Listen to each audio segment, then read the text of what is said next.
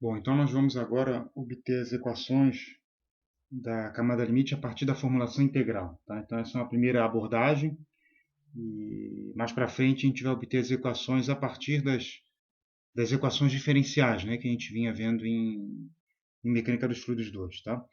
Então o que a gente vai fazer? A gente vai imaginar o escoamento em cima de uma placa plana. Esse é o caso mais simples de camada limite, né, como está sendo mostrado aí no diagrama. E a gente vai aplicar uma formulação integral da mesma forma que vocês vinham fazendo lá em McFlum, né? A gente vai definir um volume de controle e vai aplicar as equações de conservação de massa e quantidade de movimento. Tá? Então, o que a gente tem representado aí nesse diagrama que eu fiz à mão, que está aparecendo aí na imagem? Né? Então, a gente tem aqui uma placa plana. Né? Sobre essa placa plana está incidindo aqui, né? Em torno dessa placa plana está incidindo um escoamento uniforme. Né? Então, é aquilo que a gente vinha conversando, né, nas aulas anteriores. É como se eu tivesse uma placa que se move em relação a um fluido parado, um fluido em repouso. E se eu colocar o sistema de referência na placa, né, a gente está vendo um escoamento uniforme chegando na minha placa, né, como se eu fosse um observador que me desloco com a placa. Tá? Então, depende do referencial. Né? Então, aqui a gente costuma colocar o sistema de referência associado à placa. Né? Essa aqui seria então a nossa coordenada x, por exemplo. Ela seria, eu não quero confundir muito o desenho, mas é como se aqui, estou vindo na superfície da placa, isso aqui fosse minha coordenada x, né? E a minha coordenada y está aqui para cima. Né? Tá, então a placa é como se fosse um aerofólio. Né? A placa plana, porque é o caso mais simples, é assim que a gente vai começar a estudar. Então, eu tenho o escoamento chegando na placa, ele encontra a superfície da placa, eu tenho condição de não deslizamento, o escoamento tem que ter velocidade, né, igual à velocidade da parede na superfície sólida, se o meu referencial está na placa, né, então velocidade nula, né, porque se eu me desloco com a placa, então tudo que tem relação com a placa, a velocidade é nula. Né, então, velocidade tem que ser nula aqui na parede, eu tenho que atingir essa condição de contorno, e aí eu tenho uma difusão para cima, como a gente falou, né? A nossa camada limite começa a crescer, né? Ela começa conforme eu me desloco em x, ela vai ficando mais espessa. Né? Tem aqui o nosso delta, que é a espessura da camada limite, né? E ele vai ficando cada vez mais espesso, né? Delta aumenta conforme eu migro em x ao longo da placa, né? Essa é a nossa camada limite. Então, camada limite se desenvolvendo sobre uma placa plana. Então, a camada limite eu representei aqui por essa linha azul, ó, é a nossa camada limite, ela está exagerada, né? Em relação à coordenada x, né? A coordenada y ela é bem pequena, né? A gente vai falar mais sobre isso, a gente já falou nos vídeos passados, mas a gente vai continuar falando disso. Então está exagerado para a gente poder desenhar, né? Então está aqui a camada limite aumentando, né? Conforme eu migro em x, porque eu tenho, né, o escoamento sendo cada vez mais essa frenagem, né, essa perturbação na parede, ela é difundida, né? A gente tem a difusão transversal, né? Aqui o que a gente vai chamar aqui de coordenada y, tá? Eu não queria complicar o desenho, mas eu vou pôr só aqui para cima, assim, para não atrapalhar o desenho, né? O diagrama, certo? Aí o que tem aí em vermelho, né? Tem alguma coisa que a gente nota que muitas vezes os alunos confundem, né? Camada limite, essa aqui é a minha camada limite, a gente define como a gente definiu aula passada, né? Como a região, né? Onde eu atinjo 99% da velocidade de corrente livre. Então está aqui, ó, por exemplo, na saída da placa, ó, no fim da placa. Tudo isso aqui é o meu escoamento dentro da camada limite. Eu tenho um gradiente de velocidade, né? Quando eu atinjo 99% de U0, né, para ter um critério aí, digamos assim, mais preciso, ou digamos mais critério assim quantitativo, né, fácil de achar a camada limite, eu praticamente cheguei a U igual a zero, então daqui para cima eu não tenho mais gradiente de velocidade, né? Então aqui, por exemplo, meu escoamento é potencial nessa região, né? Aqui não, né? Aqui ele é rotacional, tá? Então isso aqui é a nossa fronteira da camada limite. Quem que a gente tem em vermelho? Quem tem em vermelho, eu até coloquei o símbolo, isso aqui é uma linha de corrente. Né? A minha linha de corrente, ela não é a mesma coisa que a minha camada limite, né? Então cuidado, né? Elas não coincidem, né? São coisas diferentes. Então quem é a minha linha de corrente? É o caminho, né, assim, seria, aqui no caso, eu estou em escoamento permanente, né, em regime permanente, então seria a trajetória, né, isso aqui seria a trajetória de uma partícula de fluido, por exemplo. Né? E o que acontece com a trajetória dessa partícula de fluido? Ela é empurrada para cima. Né? As partículas elas são levemente deslocadas para cima. Porque, por conservação da massa, se eu tinha alguma coisa chegando com a velocidade zero alta aqui, né, relativamente alta, e de repente eu chego numa região onde a velocidade é baixa, ó, aqui na saída da placa, por exemplo. Né? Então, o que tem que ter acontecido, né, se eu frenei o meu escoamento aqui? Obviamente, eu tive que empurrar, né, tudo para cima. Né? Então, as minhas linhas de corrente elas vão para cima. Tá? Essa linha de corrente aqui no diagrama, nesse diagrama, é uma linha de corrente especial, né? A gente escolheu ela de propósito. É uma linha de corrente tal que, no fim da placa, ela coincide com a minha camada limite. Tá? Então, aqui a gente teria alguma coisa que encostaria aqui assim. Né? Tá? Então, aqui está de forma esquemática. Né? Então, essa daqui é uma linha de corrente que a gente escolheu propositalmente. Né? Tá? Tem várias linhas de corrente, elas são empurradas para cima. Né? Aqui perto da parede, elas são cada vez mais empurradas para cima. Né? É mais intenso esse deslocamento para cima. E conforme eu me afasto, né, a gente tem tendência a ter alguma coisa reta aqui bem longe da placa. Tá? De forma que a gente tem o quê? Ó? Aqui na entrada, se eu seguir essa linha de corrente, aqui na entrada ela está a uma distância h, isso aqui é um h, ela está a uma distância h da parede, né? E longe, ó, já na saída aqui, na saída da placa, ela foi deslocada levemente para cima. A gente chama esse deslocamento de delta asterisco, certo? Ou delta estrela, né? Mas um delta com um asterisco, tá?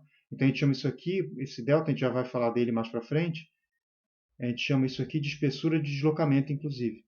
Né? Então, a minha camada limite aqui na saída, ela era o quê? Ela tem que ser esse H, né? Mais o que eu empurrei essa linha de corrente para cima, porque a gente chamou, né? ou eu escolhi, né? Essa linha de corrente de forma proposital. Por que a gente escolhe, né? Quando eu estou derivando essa equação aqui, que a gente vai fazer, isso aqui está no livro, né? Mas por que quando a gente deriva essa equação baseada na formulação integral, por que motivo eu escolho uma linha de corrente em particular, né? Uma em que ela chega aqui, a espessura H aqui genérica, né? A distância H da parede genérica, mas por que eu escolho uma que é coincidente com a minha camada limite bem na saída aqui, né? Da minha placa, que tem um dado comprimento L aqui, né? Eu posso chamar, se a gente quiser ir definindo mais as coisas aqui, ó, eu vou chamar esse comprimento aqui de L, por exemplo. Então, né? Por que eu escolhi essa linha? Porque eu posso definir um volume de controle onde eu só tenho uma entrada e uma saída. Então, vejam bem, se eu defino um volume de controle assim, ó, que eu tenho aqui a entrada, eu tenho a minha saída, né? Aqui eu sigo a parede, então estou pondo em pontilhado o volume de controle, e aqui eu vou tangente à minha linha de corrente. Né? Essa em particular aqui. Ó. Tentando desenhar aqui os pontilhados, espero que esteja dando para ver no vídeo, acho que sim. Então eu sigo tangente aqui à minha linha de corrente. Né? Então o que acontece? Eu tenho aqui as fronteiras do meu volume de controle, né, esse desenhado. Eu chamei aqui de 1, aqui na entrada. Então aqui eu tenho fluxo de massa, certo? De quantidade de movimento, tenho fluxo em 1. Depois, em 2 aqui na saída, também tem fluxo. Em 3, eu estou seguindo a parede aqui. Não tem fluxo, certo? É uma parede sólida, eu não tenho nada cruzando 3. E em 4 também não, né? Porque se eu estou tangente aqui, né? Estou seguindo aqui minha... ele é coincidente aqui com essa linha de corrente psi aqui em vermelho, né? A gente sabe que não existe vetor velocidade cruzando, né? O vetor velocidade com ângulo aqui em relação a essa linha. A linha de corrente, por definição, ela é tal que o meu vetor velocidade ele é sempre tangente à minha linha de corrente. Né? Então, os meus vetores de velocidade eles são tangentes a essa linha vermelha. Então, eu não tenho fluxo cruzando psi. De forma que, se eu defino esse volume de controle, 1, 2, 3, 4, eu só tenho uma entrada e uma saída, né? Então a gente pode escrever assim, ó. Então a gente vai escolher um volume de controle, 1, 2, 3, 4. O que ele tem de particular? Eu tenho entrada em 1, ou fluxo em 1, e saída em 2. E isso é muito conveniente, né? Porque agora a gente pode escrever as nossas equações de quantidade de movimento e massa, né? Sem nos preocuparmos, né, com 3 e 4. Né? Certo? Então, por exemplo, vamos começar. Eu vou escrever aqui, deixa eu ver se cabe. Deixa eu ver se dá para aparecer no vídeo, por enquanto, pelo menos o diagrama. Então a gente vai escrever aqui, ó, quantidade de movimento em x. Ok. Como é que eu escrevo a quantidade de movimento em x? Então, somatório de forças, certo? Isso aqui é Mach 1, né? Atuando no meu fluido, né? Na direção x. Então, não vou pôr símbolo de vetor, porque eu já estou pegando aqui a componente x. Somatório de forças atuando no fluido, isso aqui, né? Igual ao que sai menos o que entra de quantidade de movimento, certo? Porque eu estou em regime permanente, né? Eu teria o termo transiente, né? Então, a gente está considerando regime permanente. O termo transiente ele não existe, né? Um DDT da quantidade de movimento dentro do volume de controle. Eu nem vou escrever aqui, né? Vocês já conhecem isso. Aí eu vou pôr o que sai menos o que entra. Então, o que entra, ó, vou pôr aqui com símbolo negativo, com sinal negativo. O que entra, quantidade de movimento é o quê? Eu tenho uma velocidade, o zero, e eu tenho o quê? Aqui está o zero. ρV A, certo?